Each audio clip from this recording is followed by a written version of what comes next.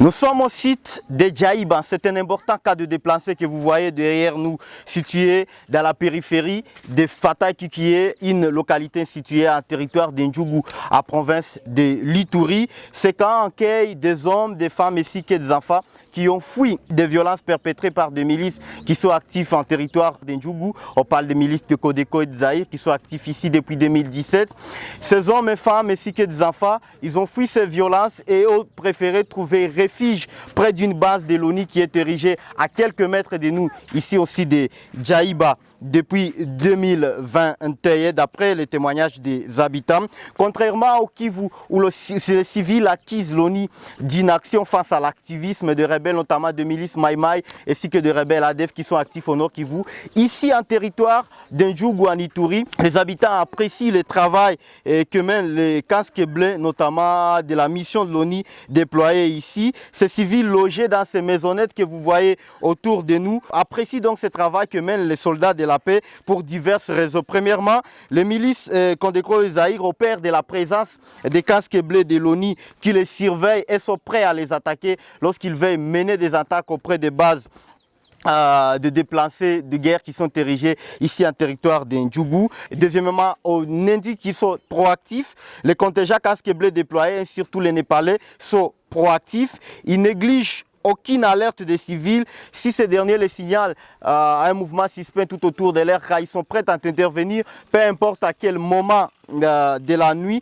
ainsi pour éviter des atrocités commises par des milices. Troisièmement, les casques bleus mènent seuls ou conjointement avec les forces gouvernementales, c'est-à-dire l'armée congolaise ainsi que la police, des patrouilles nocturnes ainsi que diurnes pour essayer de dissuader de milices, mais aussi de parer à toute éventualité tout autour des villages, mais aussi des cadres déplacés, ce qui rassure les civils de leur action ici en territoire d'Indjougou. En 2022 et en 2023, durant le moment fort des attaques ici, des civils ont témoigné que les casques bleus allaient jusqu'à les conduire dans leurs chats pour leur faciliter d'accéder à leur récolte. C'est donc la troisième raison qui pousse ces habitants à apprécier les casques bleus qui vont jusqu'à le conduire dans leurs chats à vue de mener des patrouilles qui peuvent aller de 8h à 16h, le temps pour permettre aux paysans, déplacés ou autres habitants de villages environnants d'Aïba d'accéder à leurs chats et de récolter les produits vivriers. Quatrième raison, c'est que dans cette zone, on note un travail remarquable des agents chargés des liaisons entre la MONUSCO mais aussi des civils.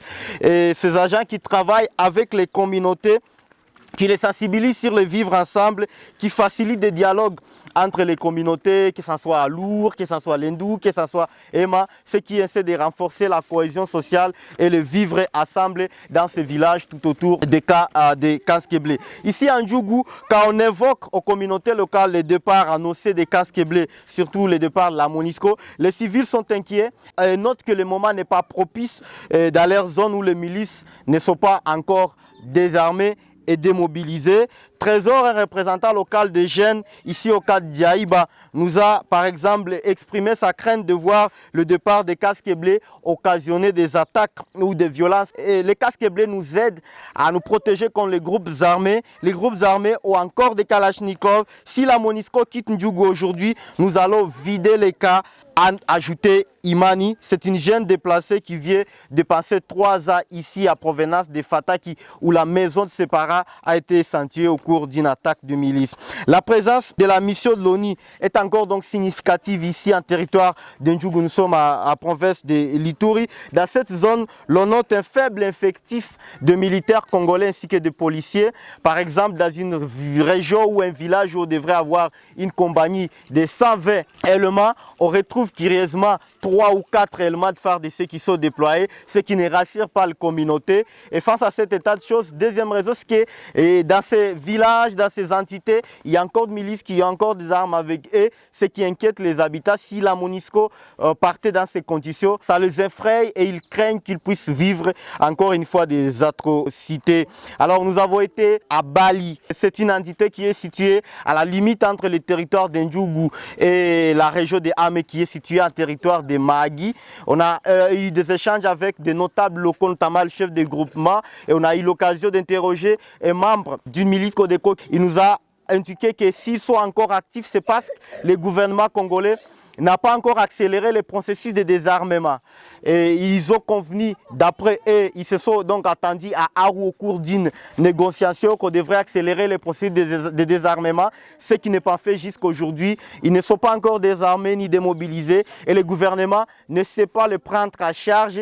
Ils ne savent donc pas comment vivre dans leur cas sans nourriture ou autres besoins essentiels, ce qui les pousse à quitter le cas et à jeter des barricades au cours des routes à vue de percevoir 50 francs, 200 francs pour trouver quoi à nourrir leurs proches dans les cas. C'est donc un processus de désarmement, démobilisation et réinsertion qui est à panne ici en Ituri et ils estiment que si le processus est accéléré, cela pourra permettre tant soit peu à mettre fin aux hostilités dans cette région. Ce que nous notons donc de notre émission de reportage au Nord Kivu et en Ituri, c'est que les civils ont besoin de casques bleus ou d'une mission de l'ONU proactive, très offensive, à vue de faire face à toute éventualité, c'est-à-dire à l'activisme de milices.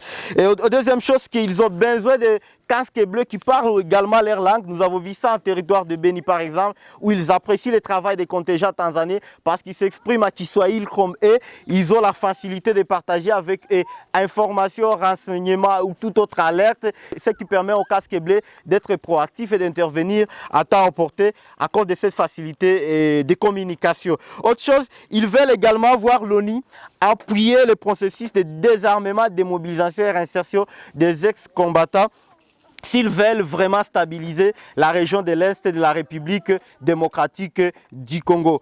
Quitter le Congo sans avoir aidé le pays à désarmer, à démobiliser et à réinsérer les ex-combattants, c'est bander une plaie, ça pour autant la soigner, nous a indiqué un président des cadres déplacés ici à Djaïba parce qu'il estime que ce n'est qu'en désarmant ces miliciens que les communautés peuvent être rassurées de leur sécurité, ils peuvent regagner leur village et commencer à vaquer librement à leur occupation, essentiellement des activités champêtres, c'est-à-dire l'agriculture, du maïs, des haricots, des cafés, pour nourrir leur famille et trouver quoi vivre. Et cela pourrait donc permettre le passage de ces temps de guerre à un temps de paix où ils peuvent maintenant construire les vivre ensemble entre communautés et construire leur territoire d'Njougou Merci depuis longtemps. Depuis le cadre de plancher d'Njougou, Claude Sengenya pour The New Humanitarian.